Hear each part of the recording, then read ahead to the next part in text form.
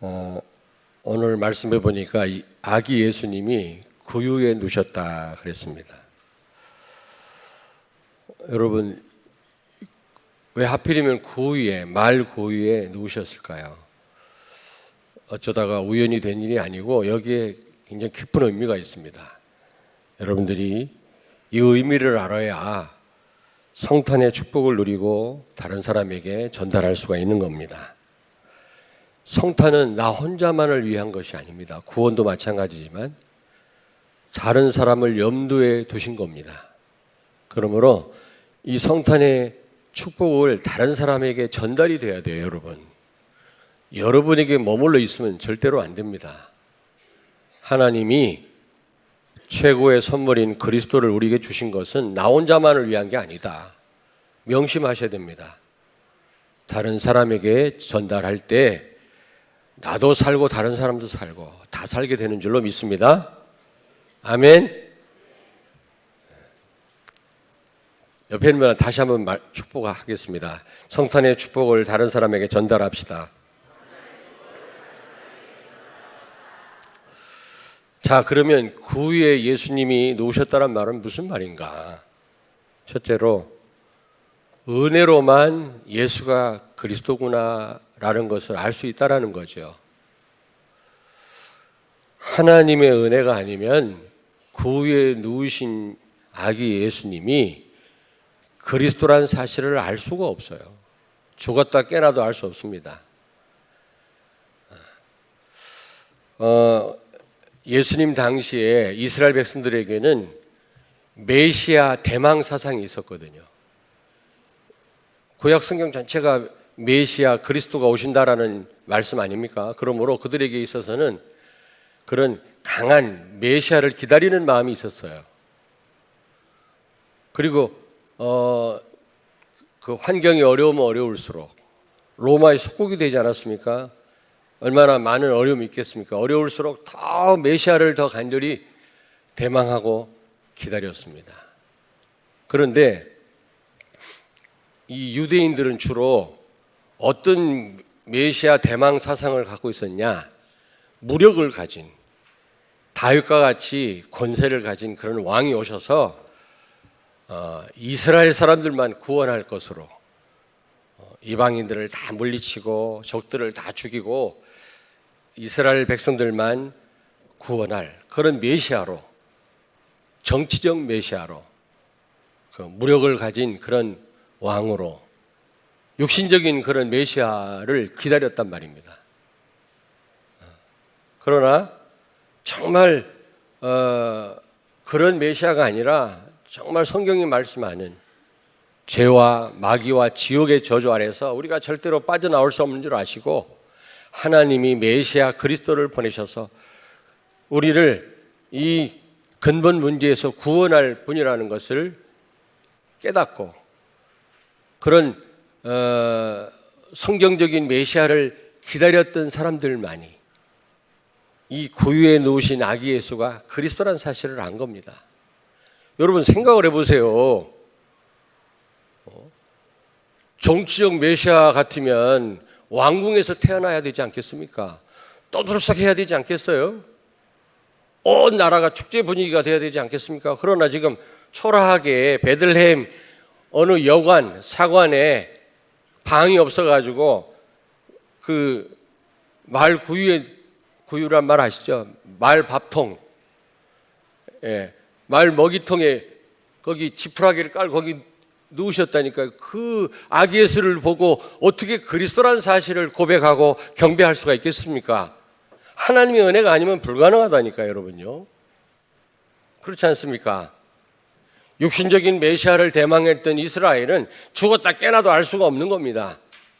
정말 하나님의 은혜로 그리스도를 대망했던, 성경에서 말하는 구약에서 왕이 해결할 수 없었던, 제사장이 해결할 수 없었던, 선지자가 해결할 수 없었던 눈에 안 보이는 적을 꺾으시고 우리의 죄 문제를 영원히 해결하실 그리스도를 은혜로 깨달은 사람들만이 그 구유에 누우신 아기 예수가 메시아라는 사실을 알았고 그리스도라는 사실을 알고요, 황금 유황 모략을 바친 겁니다.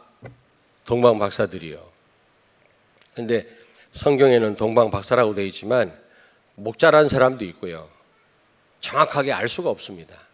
어쨌든 먼 곳에서 온 사람이라는 것은 틀림없거든요. 근데 그들이요, 별 하나를 보고 따라왔다란 말은 그게 보통 기적 아닙니까? 예? 그렇게 귀에다가 그리스도를 설명하고 난리를 피우고 구원의 길을 몇 번 설명해도 거부하는 사람이 있는데, 아니 별 하나를 보고 그 멀리에서 죽음을 각오하고 말이지 찾아와서 그 구유에 누우신 아기 예수, 초라한 예수 앞에 절을 하고 그 중요한 선물을 드릴 수 있었다고 하는 것은 이거 기적 아니겠습니까? 하나님 은혜라고 생각합니다. 지금 많은 사람들은 지금 예수님을 부정하고요, 예수 믿는 것을 미친 짓이라고 생각합니다. 오늘 이 시간 이 자리에 나와서 2000년에 동정녀 마리아의 몸을 통해서 오신 그 예수님을 축하하고 기뻐하는 여러분, 예배드린 여러분을 우습게 할 겁니다. 아마 하나님의 은혜가 아니면 죽었다 깨나도 알 수 없는 일이에요.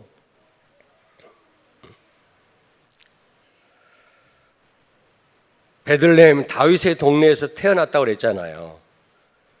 근데 사무엘하 7장 12절 16절을 보니까 다윗의 후손 가운데 메시아가 오신다고 하나님 약속했거든요. 그 약속이 성취된 겁니다.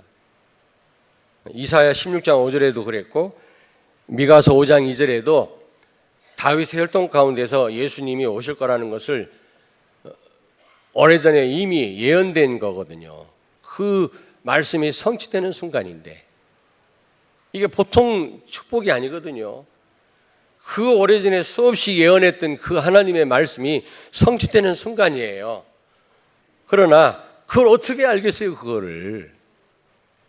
하나님의 은혜가 아니고는 구약에서 그렇게 언급했던 그 메시아가 오셨다라고 어떻게 알 수가 있겠습니까? 하나님의 은혜를 받은 여러분 아니면 어떻게 깨달을 수 있겠냐고요, 이 비밀을.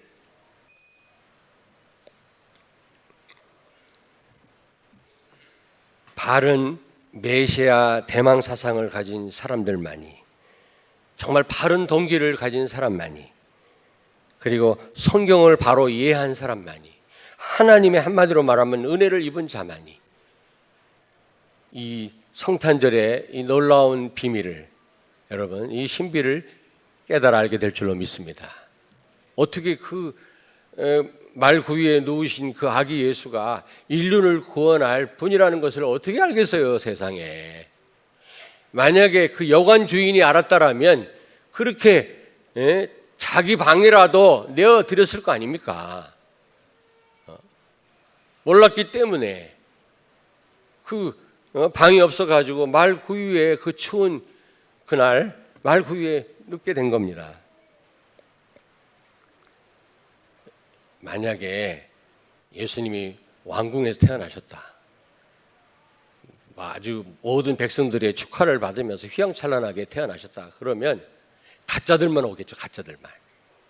우리 같은 사람은 거기 가지도 못해, 경배하러. 여러분들은 아마 근위병들이 막을 겁니다. 못 들어가게. 어디를 들어가려고 하냐고. 아주 권세 있고 가짜들만, 뭔가 성공 제일주의에 빠진 사람들만 들어갈 겁니다. 그러나 예수님 말구유에 누워 계시니까 정말로 그리스도를 깨달은 사람, 하나님의 은혜를 입은 사람 아니고는 경배할 수가 없는 겁니다. 오늘 이 자리에 와 계신 여러분들은 하나님의 은혜를 입은 분들인 줄로 믿습니다. 아멘. 고린도전서 2장 11절 14절에 보니까 하나님의 사정은 하나님이 잘 아시고 사람 사정은 사람이 잘 안다고 그랬거든요. 그러면 과부 사정은? 무슨 또 호레비야, 과부지. 과부 사정은 과부가 잘 안다고. 사람 사정은 사람이 잘 알아. 하나님 사정은 하나님 잘 알아. 하나님에 관한 것은 하나님이 잘 아시죠. 뭐 하나님 모르는 게 없겠지만은, 그러므로 하나님 말씀은 하나님이 잘 아시기 때문에 하나님이 우리에게 알려주시지 않으면 우리는 알 수가 없다 그랬어요. 베드로가 주는 그리스도시여 살아계신 하나님의 아들이라고 고백했을 때 예수님이 뭐라고 그랬습니까? 야, 네가 똑똑하구나 이렇게 말씀하지 않고 뭐라고 그랬죠? 바요나 시모나 네가 복이 있구나. 이를 알게 하니는 혈육이 아니요 하늘에 계신 내 아버지시니라. 하나님의 은혜로 베드로가 예수가 그리스도라는 사실을 고백할 수 있었단 말입니다, 여러분. 우리가 이 성탄의 축복을 알고 기뻐하며 감사하며 감동하며 하나님께 예배 드릴 수 있는 것은 순전히 하나님의 은혜인 줄로 믿습니다. 저는 감사하더라고요.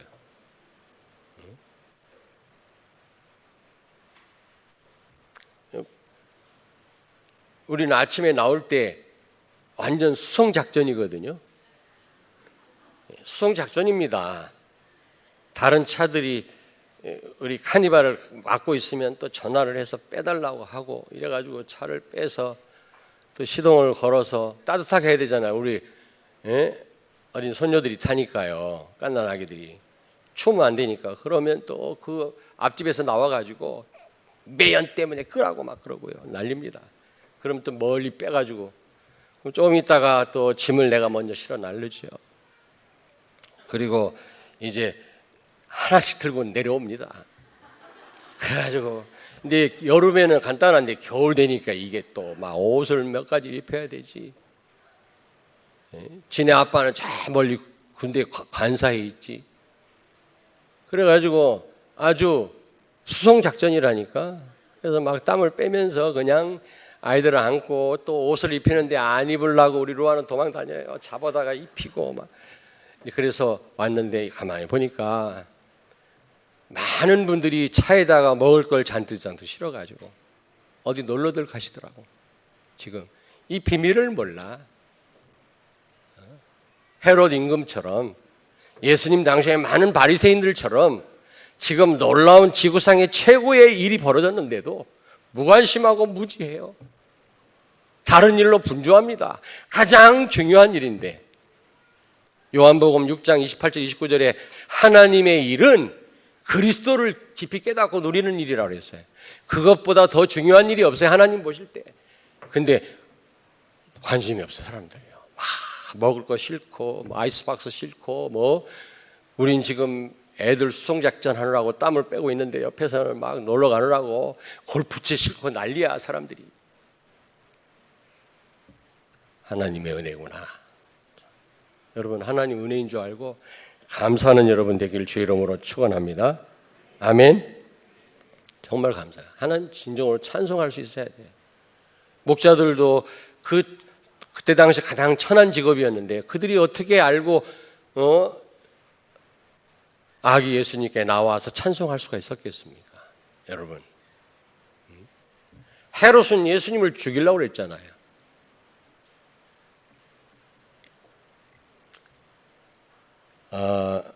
아무쪼록 오늘 진심으로 하나님 은혜에 감사하는 그리고 이 성탄의 의미를 안다면 기뻐하는 한날이 되길 주의 이름으로 축원합니다. 두 번째입니다.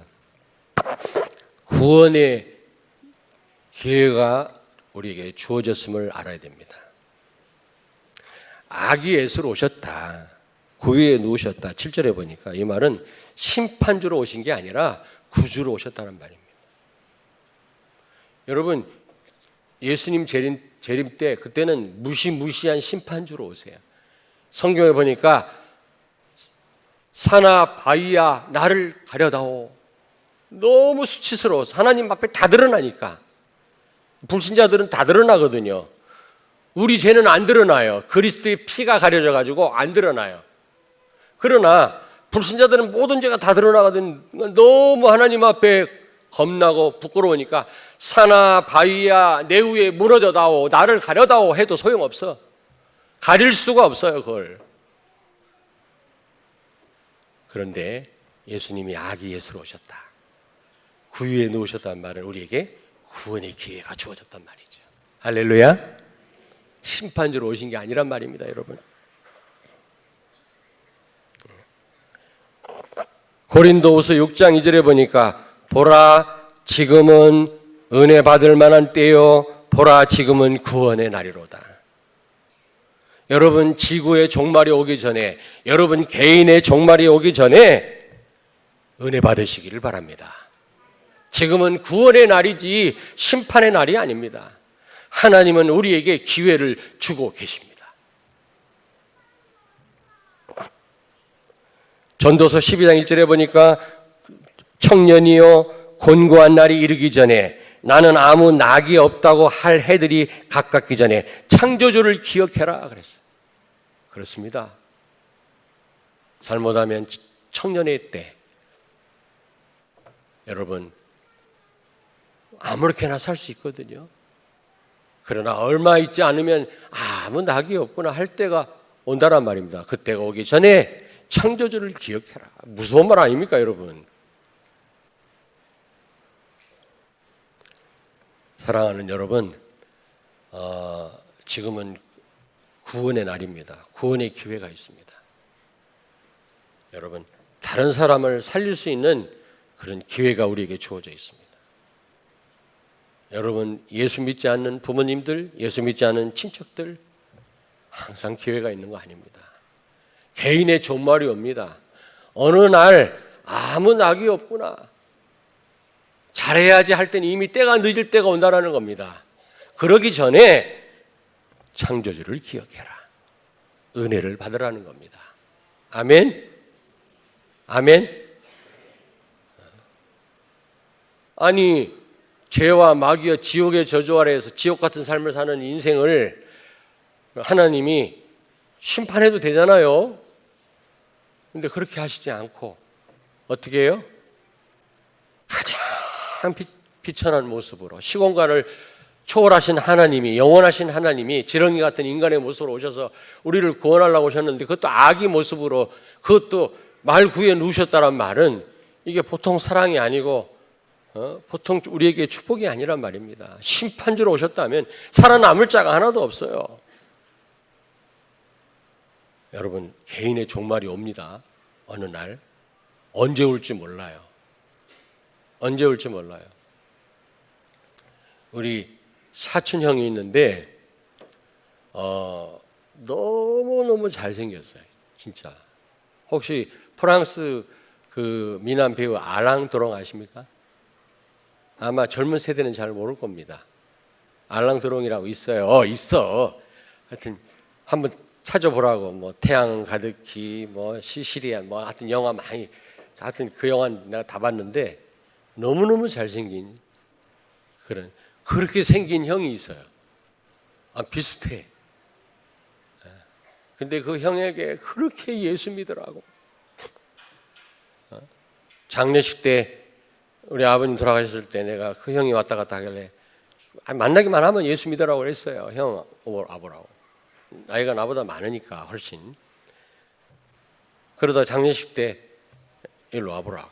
내가 상주로 있으면서 복음 전하라고 했더니 야, 너는 장례식 때까지 이렇게 나를 괴롭히냐. 짜증을 내고 가니까 이 말 하면 안 되는데 우리 형님이 야, 광 목사, 너 사람 괴롭히지 마라. 에? 난 전도하려고 했는데 우리 형님 목사가 그러지 마. 그러면서 뭐라고 하더라고. 그래서 한번 싸우려다가 참았죠. 때를 얻든지 얻지 못하든지 간에 복음을 증거하라고 했는데, 그런데 그 이후로도 몇 번 내가 그 형 만나면 예수 믿어야 되는데 너무너무 잘생겼어요. 늙어서도요 그 모습이 그대로 있더라고. 근데 애가 없어요. 애가 없고 무슨 미국인 회사에 다니면 돈도 많이 벌었어요. 근데 어느 하루아침에 다 날리고 사업한다고. 근데 어제 돌아가셨다고 그러더라고요. 어제. 나는 못 간다고 그냥 부조만 보냅니다마는 안타깝구나. 이런 마음이 들더라고요, 여러분. 자녀도 없고 아무도 없어요, 지금. 뇌출혈로 돌아가셨다고 그러더라고요. 여러분, 기회가 항상 있는 게 아닙니다. 지금이 바로 구원받을 때요, 은혜의 날이로다. 예수님이 아기 예수로 초라하게 오신 것은 우리에게 구원의 기회가 주어진 겁니다. 개인의 종말과 지구의 종말, 아무 낙이 없다고 이제 후회할 때 오기 전에 우리는 은혜 받아야 될 줄로 믿습니다. 더 우리가 복음 속으로 들어가야 해요. 할렐루야. 뒤로 미루지 않기를 바랍니다. 사단의 전략 중에 전략이 자꾸 내일 하지 뭐, 내일.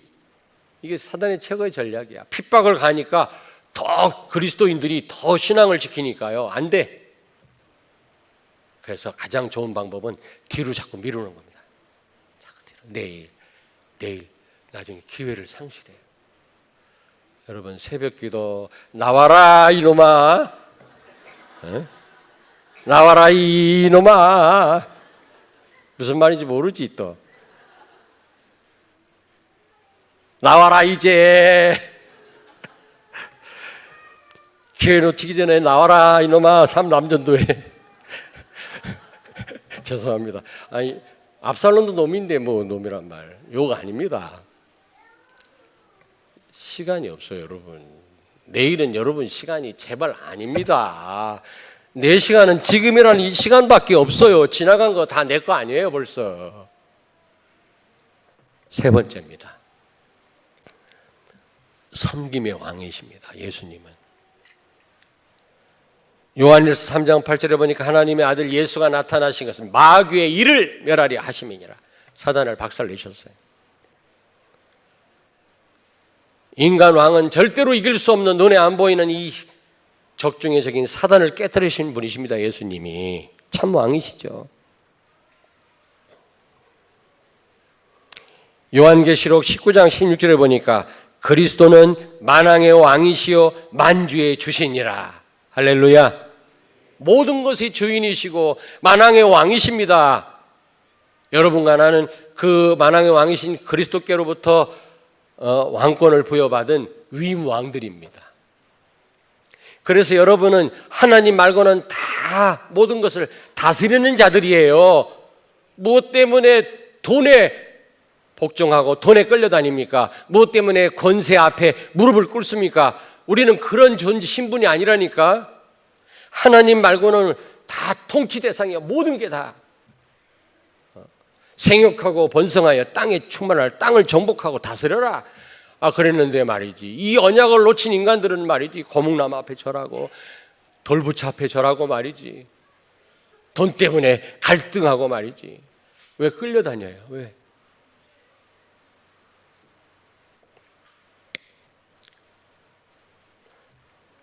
그런데 만왕의 왕으로 오셨지만 예수님은 섬김의 왕이세요. 구유에 놓으셨다. 아기예수로 오셨다. 섬김의 왕이십니다. 세례 요한으로부터 요단강에서 세례를 받으실 때 예수님이 마가복음 1장 11절에 보니까 하늘에 소리가 들렸다고 그랬어요. 어떤 소리죠? 어떤 소리입니까?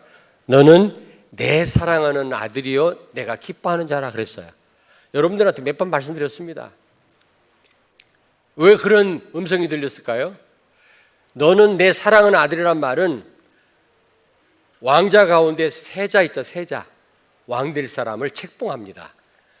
모든 왕자가 다 왕 될 수 있는 게 아니잖아요. 그 중에서 왕의 마음에 드는 아들을 세자로 책봉해요. 나중에 왕 될 사람이란 말이에요.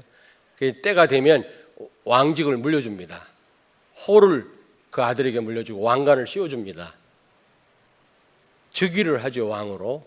그때 부왕이, 아버지 왕이 새로 왕되는 왕자, 그 세자에게 하는 말이 너는 너는 내 사랑하는 아들이다. 이런 말을 썼다고 그래요. 그때 당시. 세자를 왕으로 즉위시킬 때 그때 그 부왕이 하는 말이 너는 내 사랑하는 아들이다. 이런 말을 썼다는 겁니다. 그런 말이 들렸단 말은 예수님이 누구라는 말입니까? 왕이시다. 왕. 왕이란 말입니다. King of Kings다. 근데 또 뭐라고 그랬어요? 또 내가 너를 기뻐하노라 또 이런 말이 또 들렸다고 하늘에서. 그 말은 무슨 의미입니까? 노예를 시장에서 사다가 주인이 너는 우리 집 노예, 내 노예다라고 말할 때 내가 너를 기뻐한다 이런 말을 썼다고 그래요. 그랬을 때 예수님은 노예라는 겁니다. 노예. 왕이시면서 노예라는 겁니다. 그때 당시 그런 말을 썼다고 그래요. Servant King이란 말이에요. 예수님은 흑암을 꺾으신 왕중 왕이시지만 그는 섬김의 종으로 이 땅에 오셨어요. 군림하는 종이 아닙니다. 사랑의 종으로, 배려하고 용서하는 종으로 이 땅에 오셨단 말이죠. 그래서 예수님이 요한복음 13장 4절 5절에 보니까 제자들의 발을 씻어주셨잖아요. 그때 당시는 샌들을 신고 다니거든. 그러니까 발에 먼지가 많이 앉습니다. 근데 그 발을 닦는 노예가 따로 있어요. 문간에 서가지고 이제 주인이 들어오면 발을 씻어주는 그런 세종노라고 발을 씻어주는 노예가 따로 있었다고 합니다. 가장 천한 직분이라. 근데 예수님이 제자의 발을 다 씻어주셨어요. 무슨 본을 보여주신 겁니까? 섬김의 본을 보여주신 겁니다. 여러분, 사랑하는 여러분, 예수님은 왕이시지만 그는 종의 모습으로 오셨습니다. 우리가 여기서 배울 게 많아요. 우리에게는 왕권이 주어져 있어요. 정복하고 다스려라. 땅까지 이르러 증인이 되라 말씀했습니다. 우리는 굉장한 왕권이 주어져 있습니다. 그래서 이 왕권을 사용해야 됩니다. 특별히. 그러나 우리는 어떤 모습으로? 종의 모습으로, 섬김의 모습으로, 겸손하게, 사랑으로, 인내함으로 우리는 다른 사람을 어떻게 해요? 배려하고 우리는 섬겨야 될 줄로 믿습니다. 이 세계복음화의 방법 중에 방법이라니까. 할렐루야. 할렐루야. 우리가 너무 확실한 답이 있다 보니까 전도하러 누굴 만나잖아요. 만나면 이 경청을 해야 되거든요. 그 사람 말을 먼저 들어야 됩니다. 무슨 아픔이 있는지, 무슨 문제가 있는지 말을 먼저 듣고 이 답인 그리스도를 선포해야 되는데 너무 확실한 답을 갖다 보니까 말을 듣지도 않고 막 예수는 그리스도라는 사실을 막 얘기해. 뭐 물론 그래도 그 사람한테는 답이 되겠습니다만은 좀 얘기를 듣고 그 사정을 알면서 우리가 전달한다면 얼마나 더 효과적일까 이런 생각을 해요. 상대방을 배려하지 않습니다. 우리는 고려하지 않아요. 그리고 너무 내가 객관적이질 못합니다. 다른 사람 입장을 좀 생각해보고. 저는 잘못한 사람이 있으면요 한번 바꿔 생각해봐요. 나 같으면 어떻게 할까? 옛날에는 그런 여유가 없었는데 지금은 그렇게 생각해봐요. 세계복음화의 방법 중에 방법이 우리가 그리스도 삼직 가운데 왕권을 사용해야 됩니다. 흑암을 결박해야 돼요. 아멘. 정복하고 다스려야 돼요. 그러나 방법은 섬김의 모습으로, 종의 모습으로, 예수님처럼 사랑으로. 왜 저 아프리카나 저 남미에서 기독교인을 싫어하는지 아십니까? 옛날 영국이나 저 유럽에서 식민지화할 때 너무나 선교사들을 앞세워서 많은 사람을 학살했거든요. 여러분 또 십자군 전쟁 알잖아요. 예루살렘을 이슬람교에서부터 탈환한다는 명목으로 얼마나 많은 사람을 죽였어요. 그리스도의 이름으로. 그건 하나님 원하는 방법이 아니거든요. 수단과 방법을 안 가리고 우리가 복음을 전하면 그건 하나님과 안 맞는 것입니다. 우리가 손해를 보면 받지, 우리는 배려하고 우리는 용서하고. 이번에 성탄절 문자를 제가 많이 받았거든요. 이거 답하기도 어렵대 이게. 근데 요즘은 있잖아요. 그 이모티콘인가 뭐 그거 보내더라고. 근데 감사한데 나는 그거 가지고 만족을 못 하겠더라고. 성탄 축하하면 그것도 안 보낸 분들이 수두룩하지만 나는 그래서 그것도 보내면서 글을 보내요. 내 글로, 문자로 보내는데 한결같이 나한테 문자가 오는 사람마다 난 별로 생각이 안 나는데 목사님 기다려줘서 감사합니다. 그런 문자를 많이 보내시더라고요. 목사님 기다려줘서 감사합니다. 글쎄 말이야. 난 생각 잘 안 나는데. 여러분 기다려줄 수 있어야 돼요. 당장 지금 안 그렇다고 해서 막 조급하게 굴거나 푸시하거나 그러면 안 돼요. 여러분은 하루아침에 바뀐 게 아니잖아요. 많은 세월이 필요하지 않았습니까? 우리는 배려가 필요하다. 오늘 여기 말씀해 보니까 세계 복음화를 위해서, 인류 구원을 위해서 하나님은 역사도 바꾸신 거 있죠. 로마 황제 가이사 아구스토를 통해서 호정 명령을 내려가지고 자연스럽게 예수님으로 하여금 베들레헴으로 다윗의 동네로 가게 하신 거 있죠. 거기서 태어나셔야만 하나님 말씀이 맞는 거거든요. 언약이 성취되는 거거든요. 그러니까 하나님이 옮기죠. 그냥 개인적으로 만약에 베들레헴 가다 보면 도둑을 만나가지고 아마 죽임을 당할 수도 있어요. 그때 당시는 아주 치안이 불안했거든요. 근데 아주 안전하게 사람들과 함께 베들레헴으로 갈 수가 있었던 겁니다. 역사를 움직이시는 하나님입니다. 여러분이 이 전도의 축복 속에 들어와 있다면 하나님은 여러분 때문에 모든 것을 움직이실 줄로 믿습니다. 우리 교회 때문에 하나님은 모든 것을 움직이실 것입니다. 전도하고 상관없는 교회는 아무 하나님 관심이 없어요. 그러나 전도하려는 교회 모든 문을 여실 줄로 믿습니다. 아멘. 결론입니다. 결론. 여러분이 성탄의 의미, 또 구유에 누우신 아기 예수 그 의미를 아셨다면 진짜 감사하고 감격하고 진정으로 기뻐하고 1년 365일이 성탄절이 되시길 주의 이름으로 축원합니다. 오늘로 끝나지 마세요.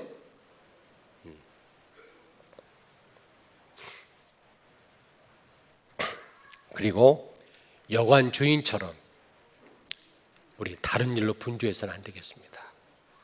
여관 주인은 물론 은혜를 입지 못하고 예수가 그리스도라는 사실을 몰랐기 때문에 그럴 수밖에 없었다고 보지만 우리가 은혜로 그리스도를 깨달았다면 더군다나 우리는 다른 일로 분주해서는 안 되겠습니다. 아멘. 우리는 요한복음 6장 28절 29절 최고로 하나님 원하시는 일은 하나님이 보내신 자 그리스도를 깊이 알고 누리는 것입니다. 이것처럼 시급한 일이 없고 중요한 일이 없어요. 이 일에 올인하시는 여러분 되시기를 주의 이름으로 축원합니다.